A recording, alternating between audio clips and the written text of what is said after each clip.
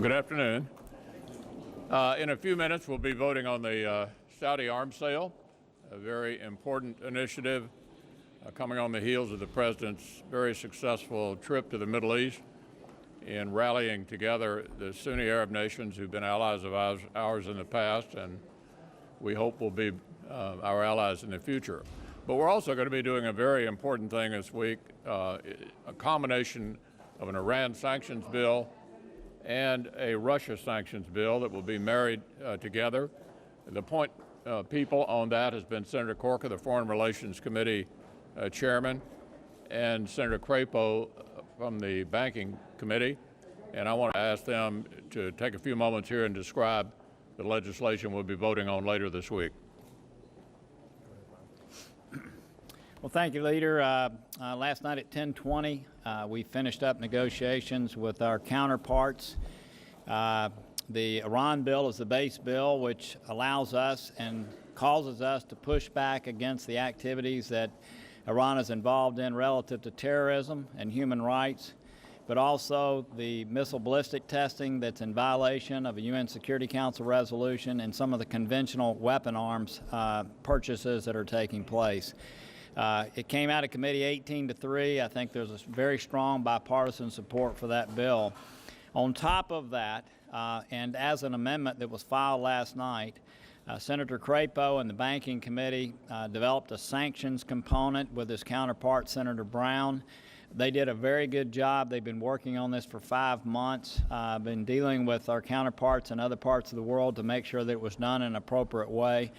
And then on top of that, we've brought in multiple other components to push back against Russia as doing. We codify the existing sanctions against Ukraine and their actions in Ukraine and Crimea, push back heavily against the arms shipments that are taking place in Syria, the cyber activities that they have been involved in. In addition to this, we have the congressional review process. I'm a strong supporter of congressional review processes. I think you know that. We began that under Obama. It's something that I think allows the Senate to have an appropriate role in these issues. Again, I think this piece of legislation is going to be supported in a very strong bipartisan way. I could not have worked with a better person than Senator Crapo on the banking side, but also Senator Cardin and Brown were great partners.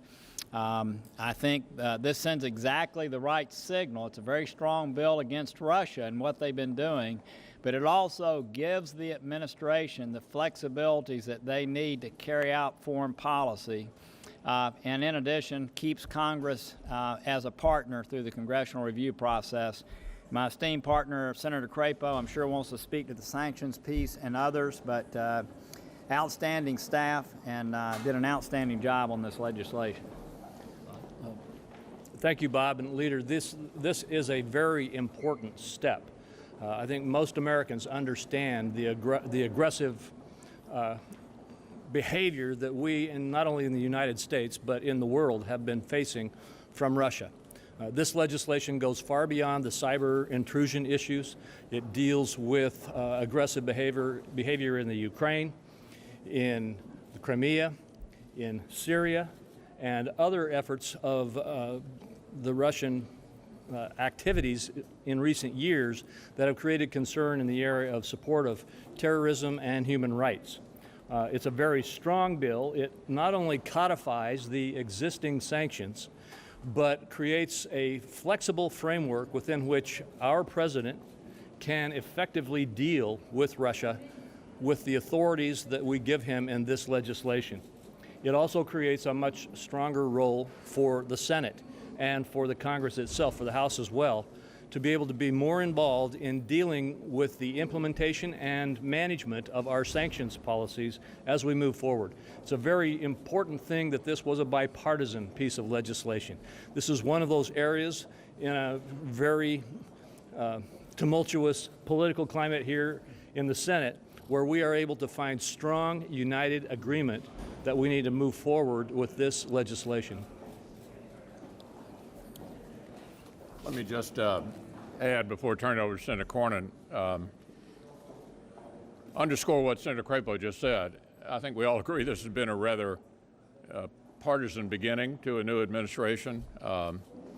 But this bill is a conspicuous exception to that.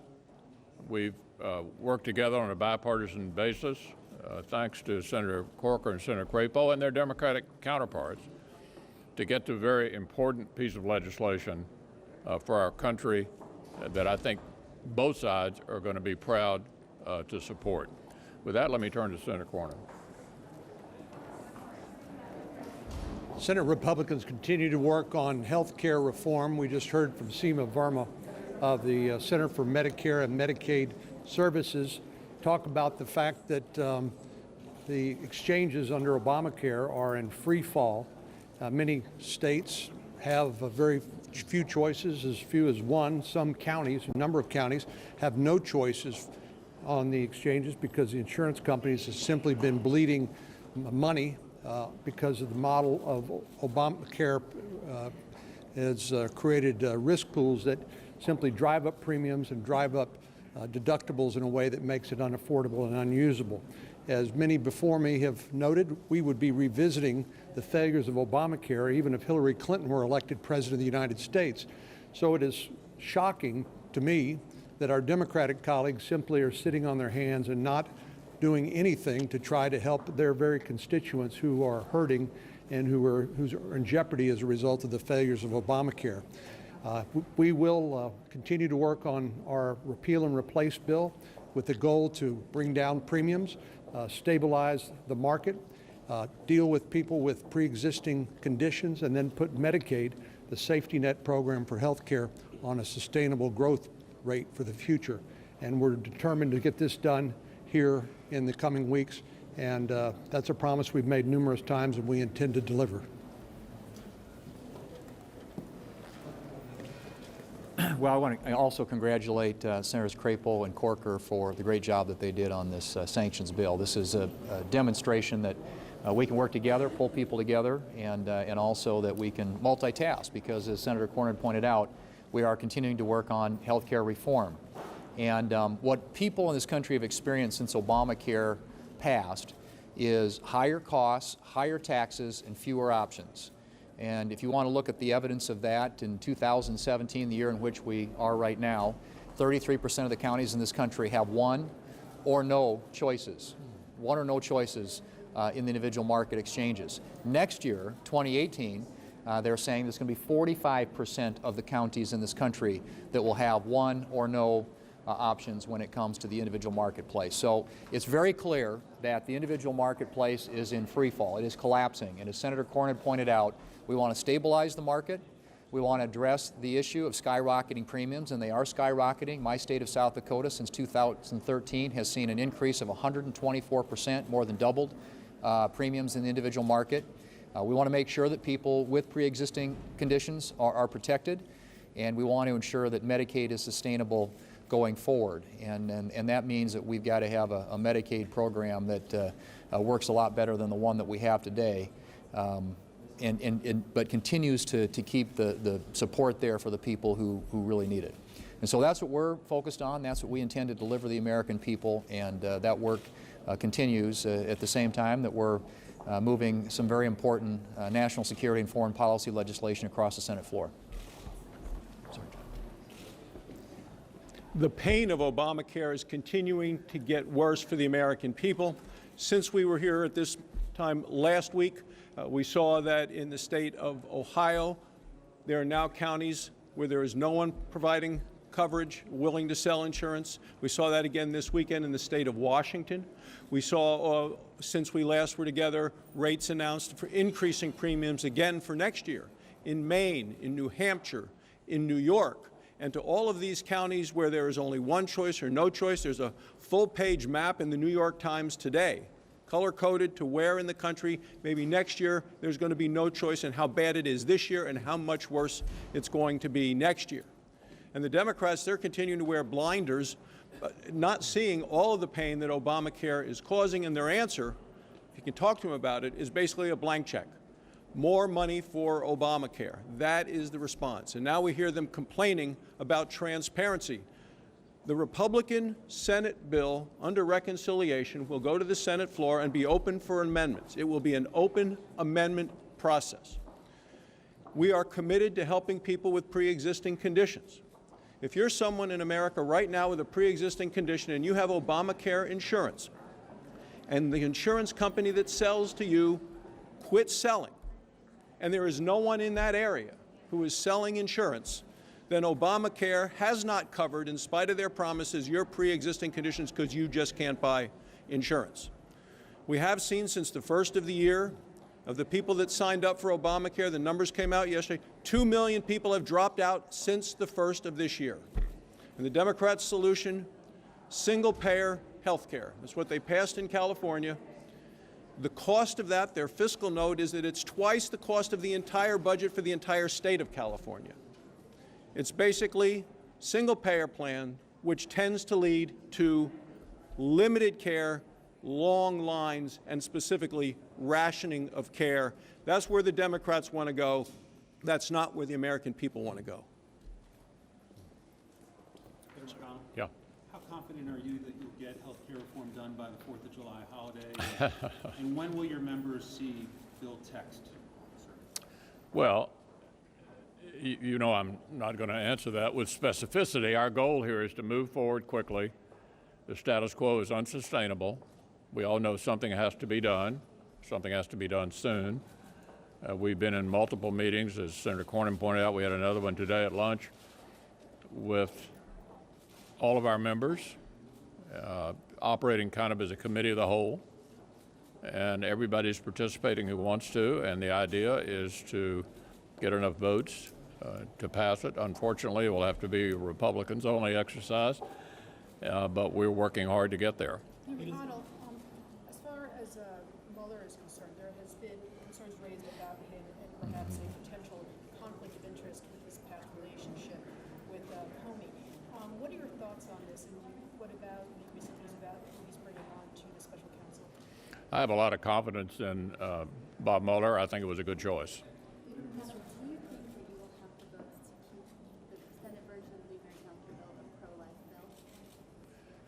Look, we're still. We'll let you see the bill when we finally release it. The last time the Democrats did this, I think Senator Schumer was saying on the floor yesterday, it took them more than a year, lots of hearings. And he said you're doing this because you're ashamed. I assume you don't agree with that. No, Why is this process better than? Look, we've been dealing with this issue for 7 years. It's not a new thing. We've spent a lot of time on it, all of us, both sides, over the last 7 years. We know a lot about the subject. We know how complicated it is.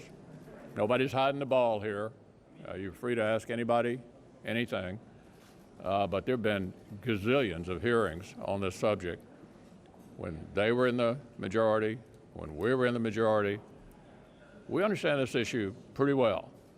And we're now working on coming up with a solution.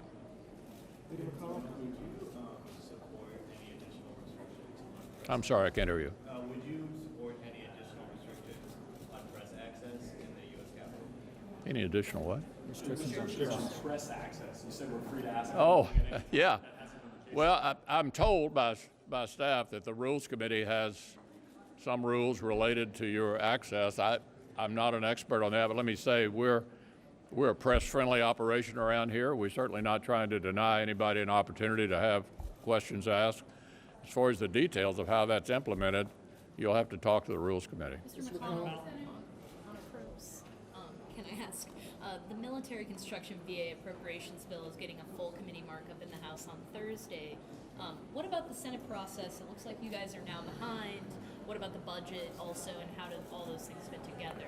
Yeah, we're going to have to, hopefully sooner rather than later, agree with our Democratic colleagues on what the top line is, what we're going to spend on the discretionary accounts this year. They'll be a part of that because that's not something we can do Republicans only. In the meantime, we hope to move forward with some of the appropriation bills at last year's levels and then adjust them once we can reach a bipartisan agreement on how much we're going to spend. Where are you going to put that budget? Thanks a lot.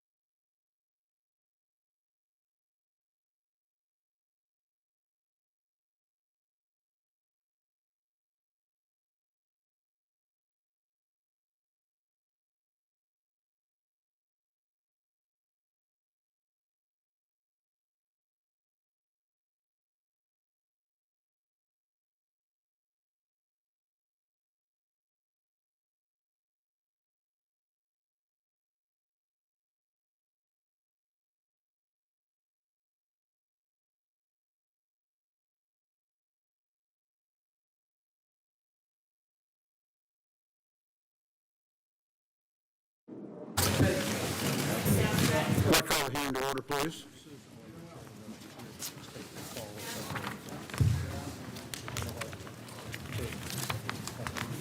I'll take it.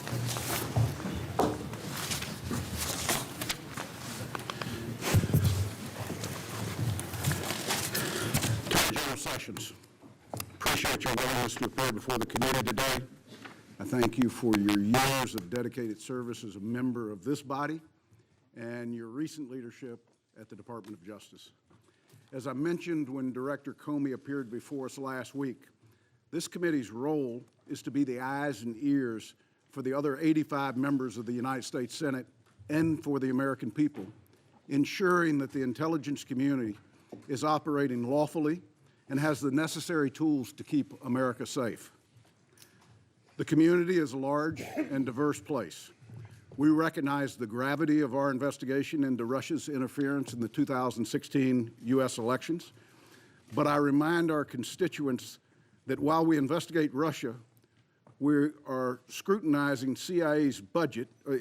While we're investigating Russia, we are still scrutinizing CIA's budget, NSA's 702 program, our nation's satellite program, and the entire IC effort to recruit and retain the best talent we can find in the world. More often than not, the committee conducts its work behind closed doors, a necessary step to ensure that our most sensitive sources and methods are protected. The sanctity of these sources and methods are at the heart of the intelligence community's ability to keep us safe and to keep our allies safe from those who seek to harm us. I've said repeatedly that I do not believe any committee that the committee does should be done in public. But I also recognize the gravity of the committee's current investigation and the need for the American people to be presented the facts so that they might make their own judgments. It is for that reason that this committee has now held its 10th open hearing of 2017, more than double that of the committee in recent years, and the 5th on the topic of Russian interference. Attorney General Sessions, this venue is your opportunity to separate fact from fiction and to set the record straight on a number of allegations reported in the press. For example, there are several issues that I'm hopeful we will address today. One, did you have any meetings with Russian officials or their proxies on behalf of the Trump campaign or during your time as Attorney General? Two, what was your involvement with candidate Trump's foreign policy team and what were their possible interactions with Russians? Three, why did you decide to recuse yourself from the government's Russia investigation? And fourth, what role, if any, did you play in the removal of then FBI Director Comey? I look forward to a candid and honest discussion as we continue to pursue the truth behind Russia's interference in the 2016 elections. The committee's experienced staff is interviewing the relevant parties, having spoken to more than 35 individuals to date, to include just yesterday an interview of former Homeland Security Secretary Jay Johnson. We also continue to review some of the most sensitive intelligence in our country's possession. As I've said previously, we will establish the facts, separate from rampant speculation, and lay them out for the American people to make their own judgment. Only then will we as a nation be able to put this episode to rest and look to the future. I'm hopeful that members will focus their questions today on the Russia investigation and not squander the opportunity by taking political or partisan shots. The Vice Chairman and I continue to lead this investigation together on what is a highly charged political issue. We may disagree at times, but we remain a unified team with a dedicated, focused, and professional staff working tirelessly on behalf of the American people to find the truth. The committee has made much progress as the political winds blow forcefully around us, and I think all members would agree that despite a torrent of public debate on who and what committee might be best suited to lead on this issue, the Intelligence Committee has lived up to its obligation to move forward with purpose and above politics. Mr. Attorney General, it's good to have you back. I would now turn to the Vice Chairman for any remarks he might have. Thank you, Mr. Chairman, and I want to also thank the way that we're proceeding on this investigation. Mr. Attorney General, it's good to see you again, and we appreciate your appearance on the heels of Mr. Comey's revealing testimony last week. I do, though, want to take a moment at the outset and first express some concern with the process by which we are seeing you, the Attorney General, today. It's my understanding that you were originally scheduled to testify in front of the House and Senate Appropriations Committees today. I know those appearances have been canceled to come here instead. While we appreciate his testimony before our committee, I believe, and I speak for many of my colleagues, that I believe he should also answer questions from members of those committees and the Judiciary Committee as well. Mr. Attorney General, it's my hope that you will reschedule those appearances as soon as possible.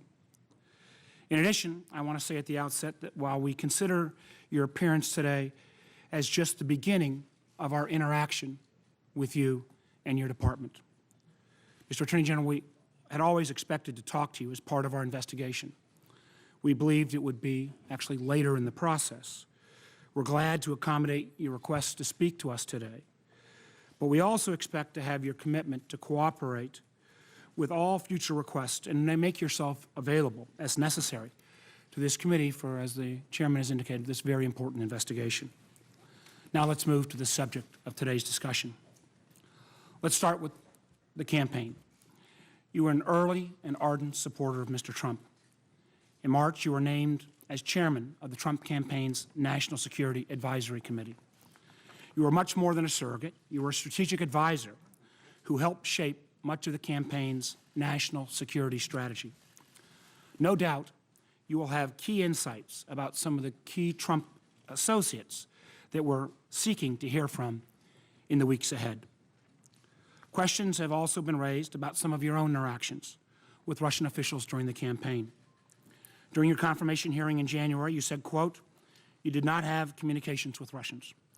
Senator Leahy later asked you in writing whether you'd been in contact with anyone connected to any part of the Russian government about the 2016 election. You answered, I believe, with a definitive no. Despite that, the fact is, as we discovered later, that you did have interactions with Russian government officials during the course of the campaign. In March, you acknowledged 2 meetings with the Russian ambassador. Yet, there's also been some public reports of a possible 3rd meeting at the Mayflower Hotel on April 27th. I hope that today you will help clear up those discrepancies. We also expect, and hope this is very important, that you'll be willing to provide the committee with any documents that we'd need to shed light on this issue, such as emails or calendars. Then, there's the topic of the firing of former FBI Director Comey.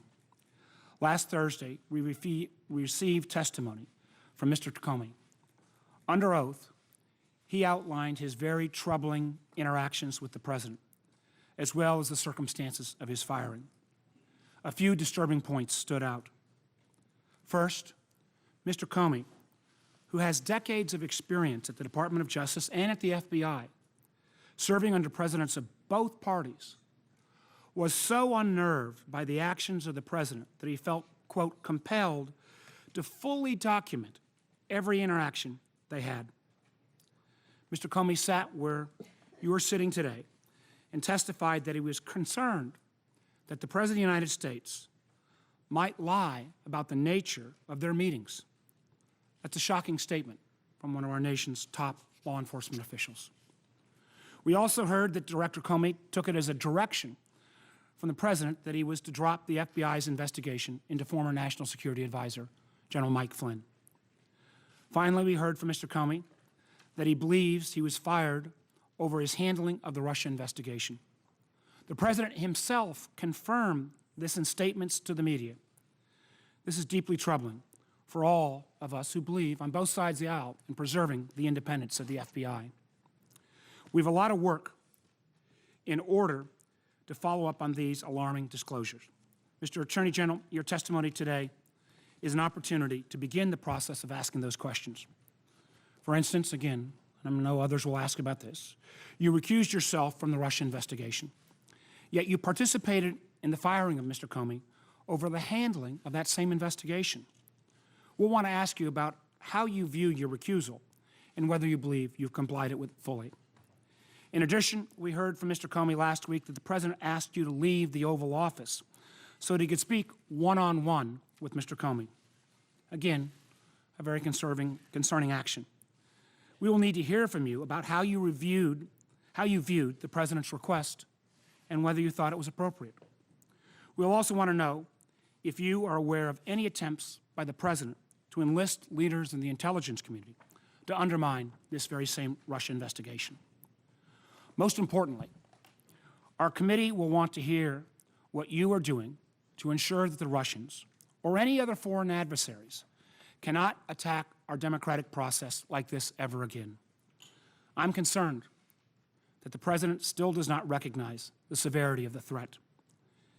He, to date, I believe, has not even acknowledged the unanimous conclusions of the U.S. intelligence community that Russia massively intervened in our elections. The threat we face is real, and it's not limited to us. The recent events in France are, again, a stark reminder that all Western democracies must take steps to protect themselves.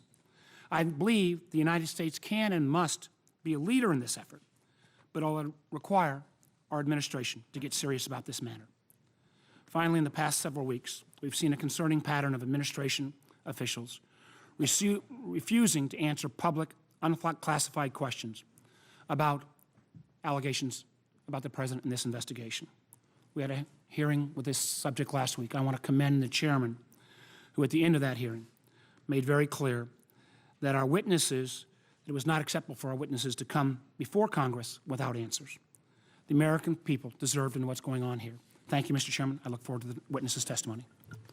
Thank you, Vice Chairman. Attorney General Sessions, if you would stand, I will administer the oath to you.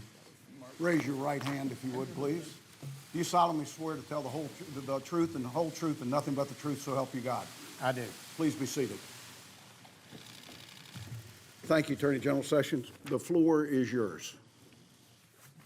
Thank you very much, Chairman Burr and Ranking Member Warner, for allowing me to publicly appear before your committee today.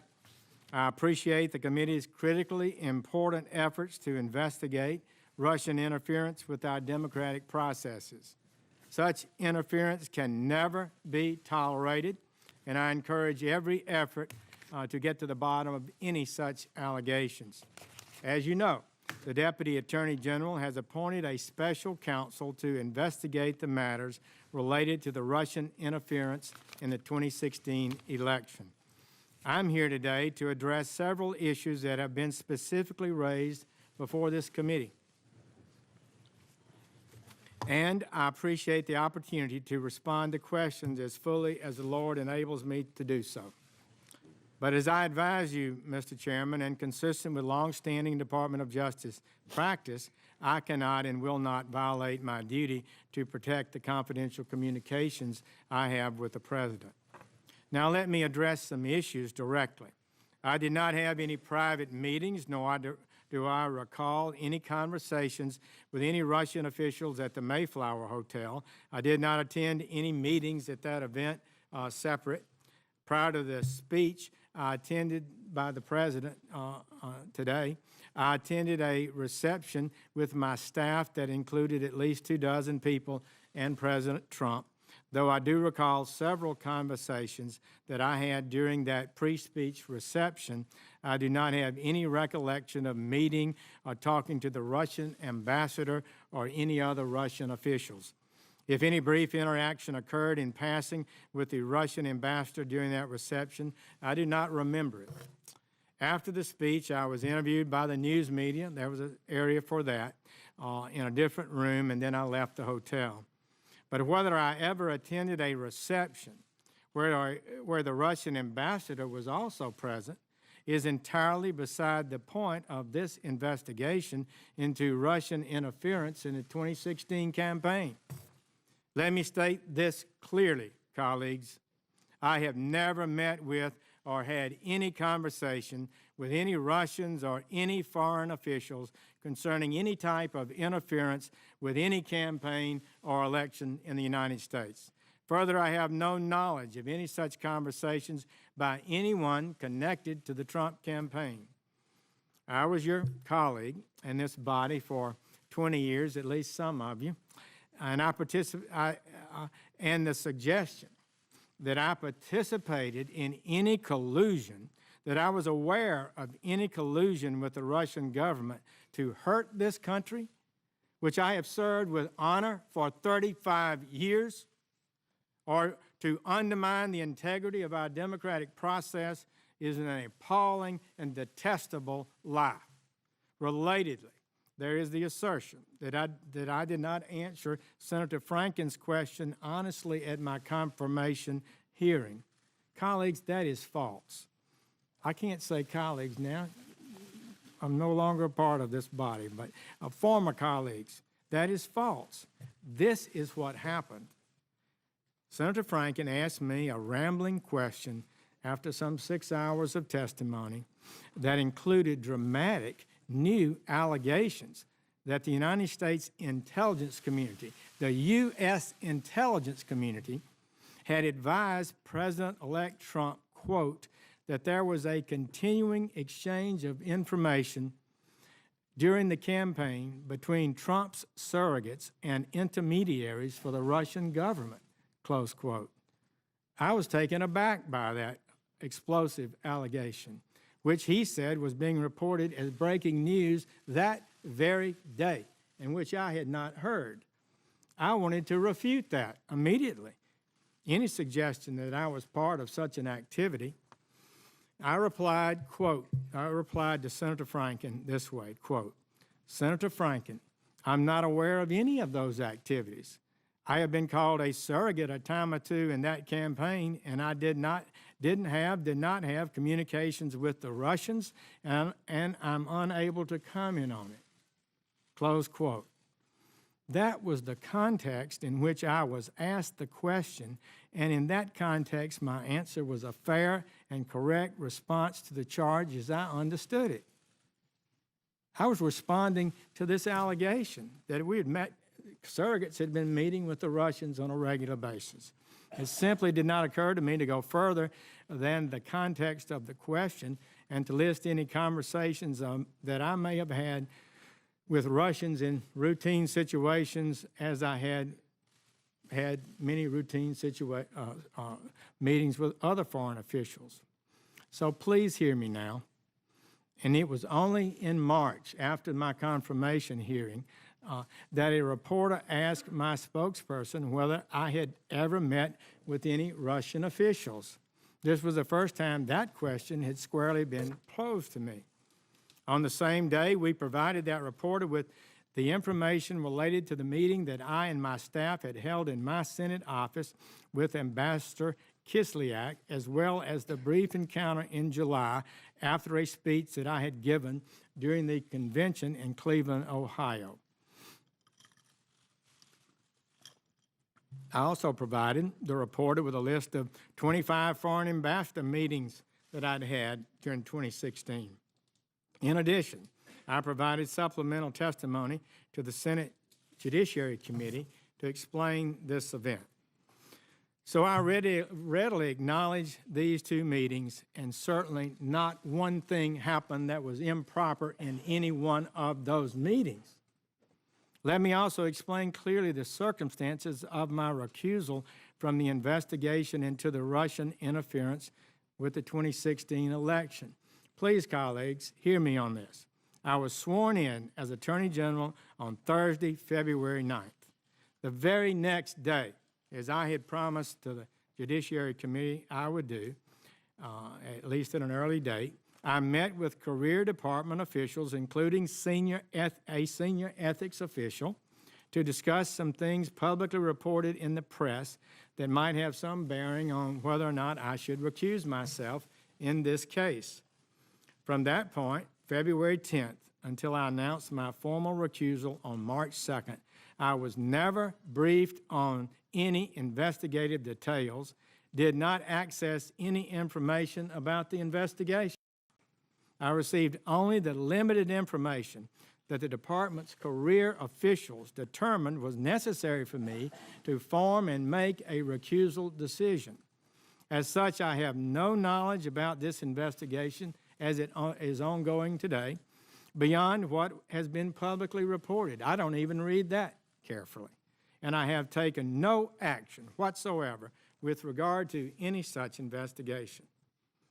On the date of my formal recusal, my Chief of Staff sent an email to the heads of relevant departments, including by name to Director Comey of the FBI, to instruct them to inform their staffs of this recusal and to advise them not to brief me or involve me in any way in any such matters.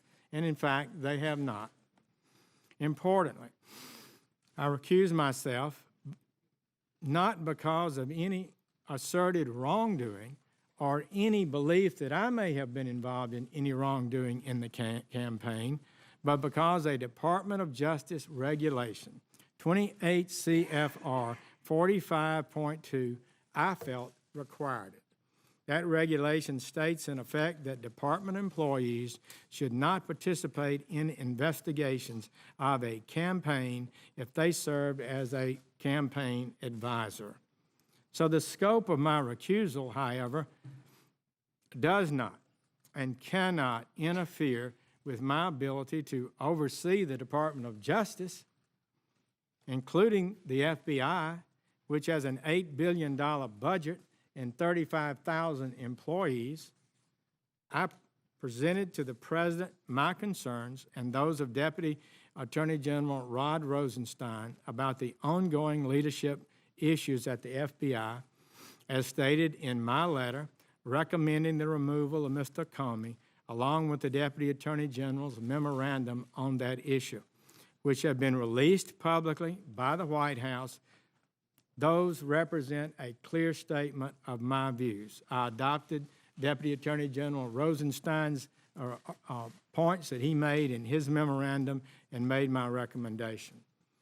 It is absurd, frankly, to suggest that a recusal from a single specific investigation would render the Attorney General unable to manage the leadership of the various Department of Justice law enforcement components that conduct thousands of investigations.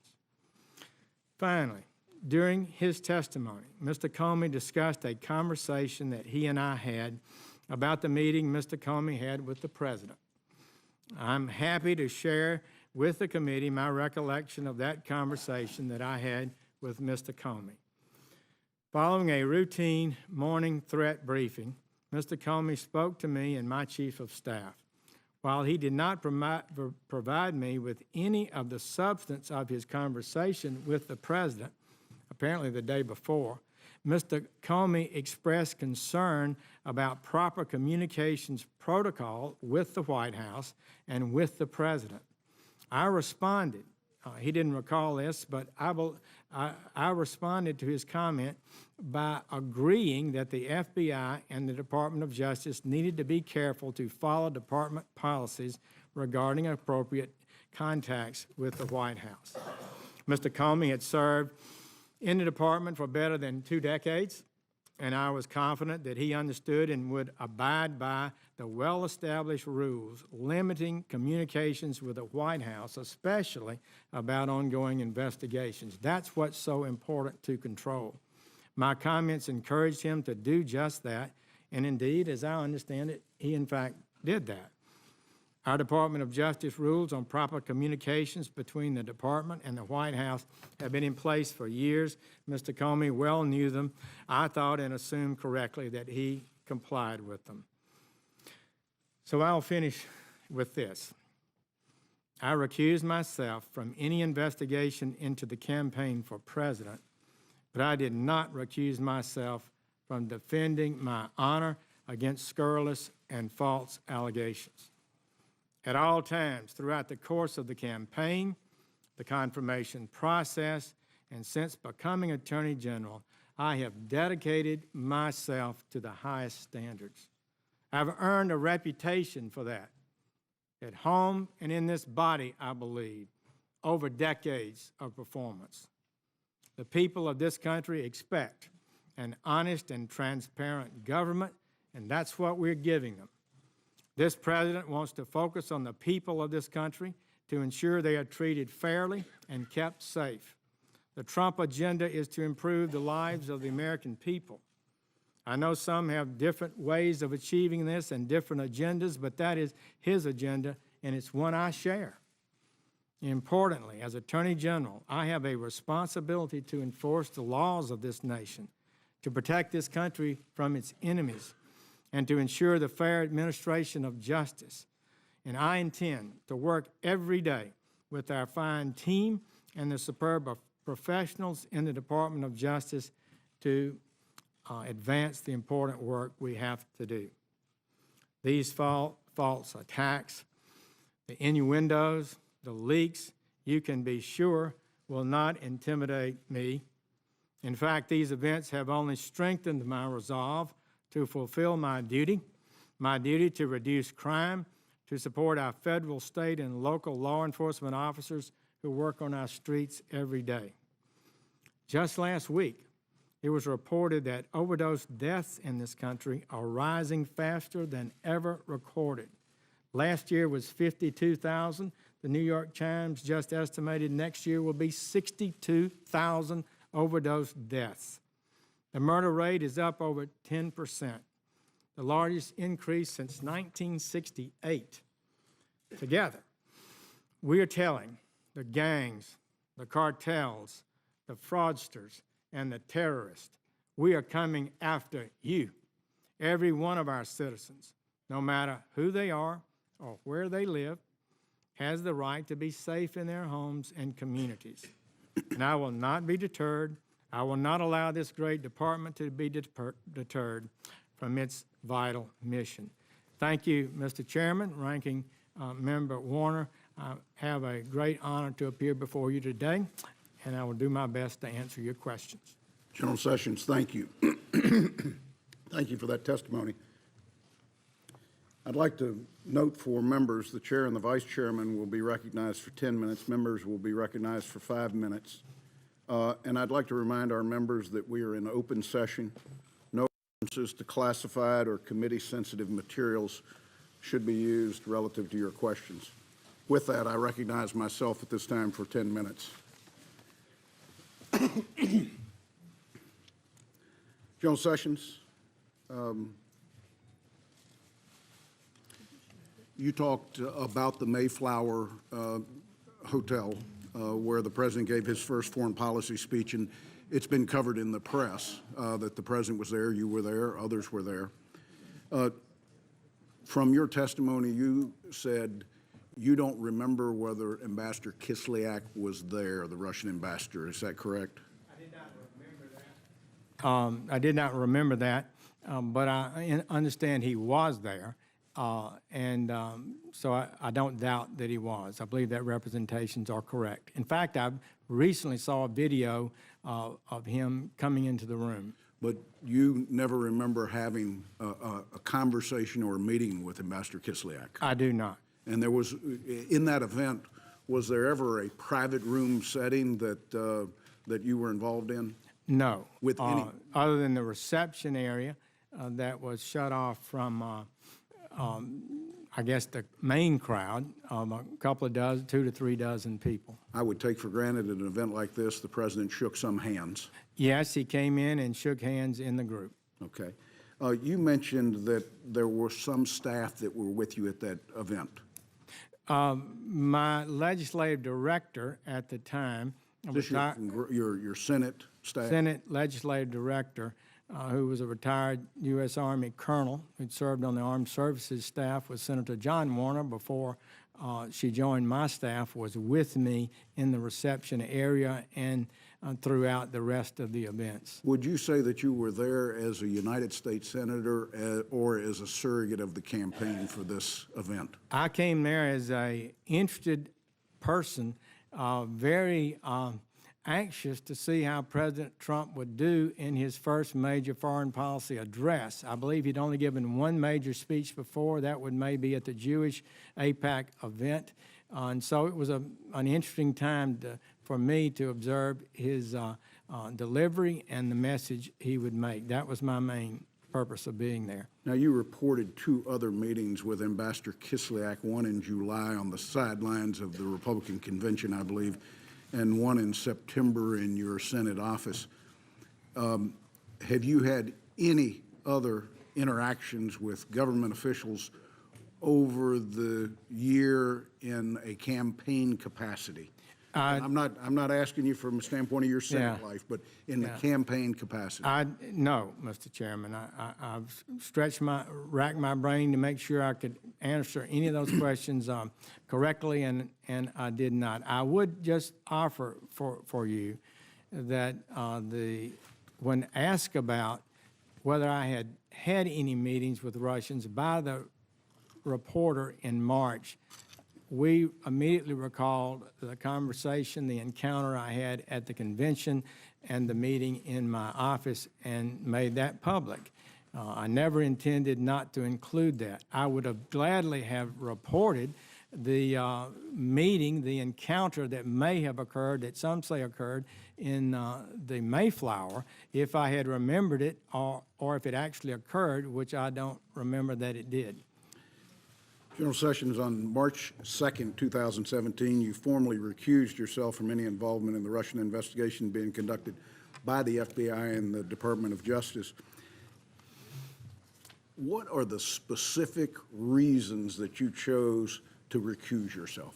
Well, the specific reason, Mr. Chairman, is a CFR, a Congressional Code of Federal Regulations, put out by the Department of Justice, part of the Department of Justice rules, and it says this, I'll read from it, 28 CFR 45.2. Unless authorized, no employee shall participate in a criminal investigation or prosecution if he has a personal or political relationship with any person involved in the conduct of an investigation.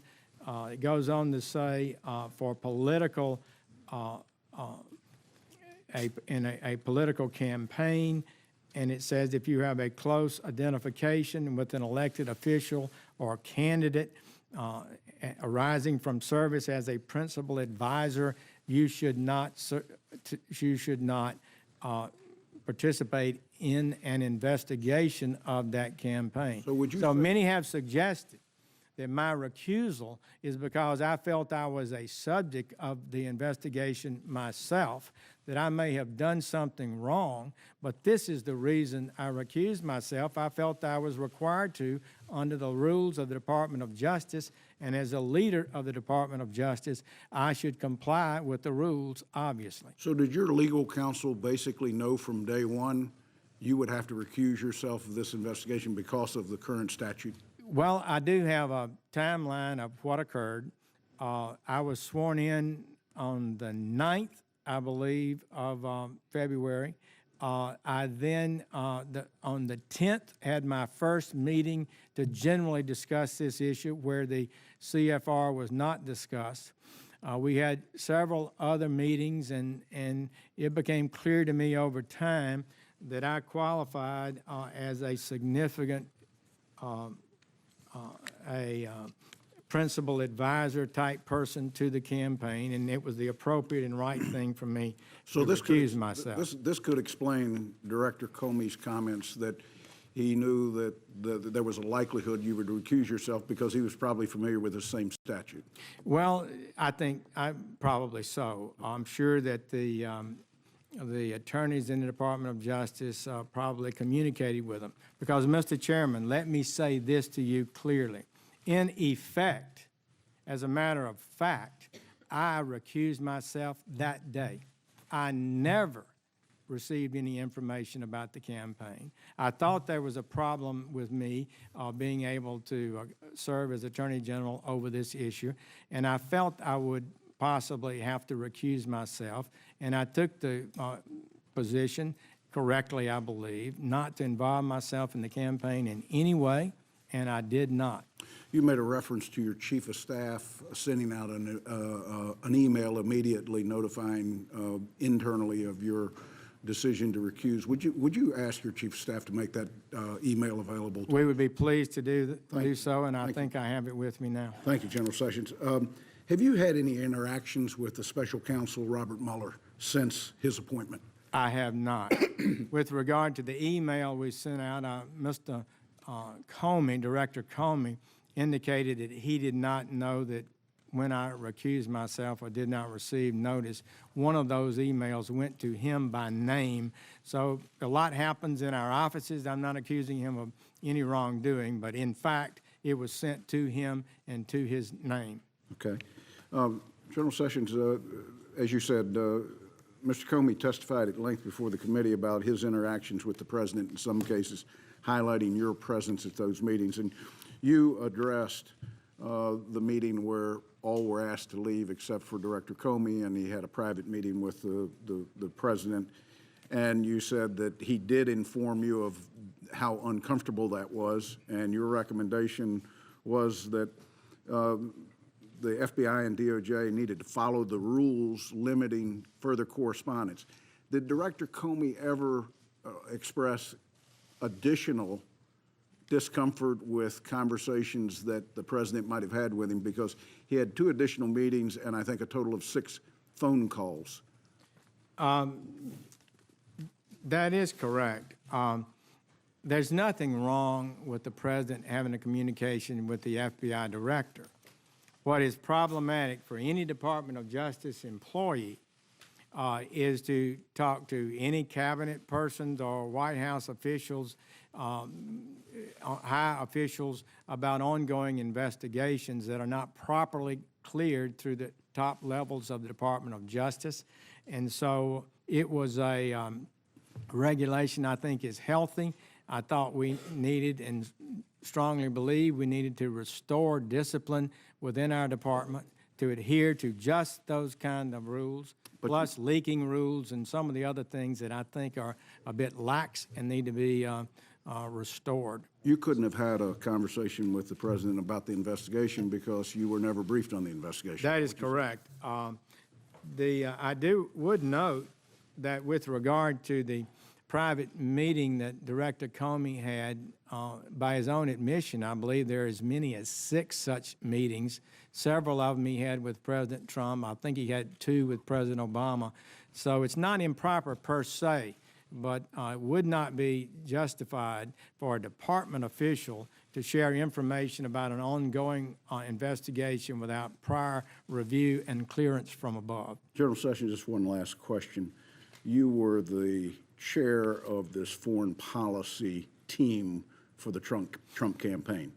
To the best of your knowledge, did that team ever meet? We met a couple of times, maybe. Some of the people did, but we never functioned, frankly, Mr. Chairman, as a coherent team. We had various meetings. Were there any members of that team you never met? Yes. Okay. Vice Chairman.